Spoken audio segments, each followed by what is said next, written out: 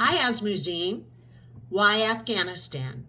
I have the detailed knowledge on Afghanistan. I grew up there. I love Afghanistan with its ethnic, cultural, and racial diversity and its beautiful nature. Afghan people are kind and hospitable. The media has always shown a wrong image of Afghanistan to the world. There is a classic view of Afghanistan in the academic world of the West. This view was formed in the 19th and early 20th centuries and is heavily influenced by colonial ideas. I don't mean that this vision is very good or very bad. Rather, this is a very classic view of Afghanistan. The developments and diversity of Afghanistan are not reflected in this view. From this perspective, the developments that happened after the fall of the Shiite regime and the First Republic in Afghanistan, which we saw with our own eyes, have not been reflected. Furthermore, in the academic world of the West, the developments of the 80s and the 90s and their impact on Afghanistan's social relations have not been accurately reflected. Despite the fact that Afghanistan is a very diverse society in terms of language, culture, ethnicity, and society, and experienced war and major crises during the Cold War and after, no separatist movement has emerged.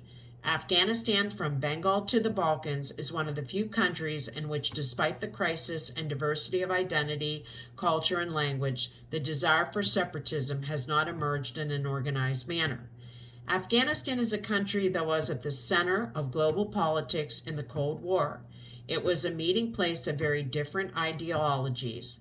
It was expected that there would be a lot of research about this country, both by Afghans and foreigners, but this was not the case, and the situation continued until 2001.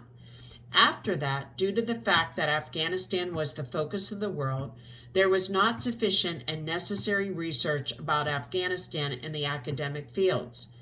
After 2013, until now that is, in the last 10 to 12 years, a number of our generation entered international universities and researched or are doing research on Afghanistan. Afghanistan is one of the bloodiest examples of modernism's war with political and traditional Islam. But let's also keep in mind that modernism in Afghanistan, unlike other countries, came in a very natural and normal way. The arrival of this phenomenon was, to some extent, influenced by global international conditions and was not the result of direct foreign military intervention at the beginning.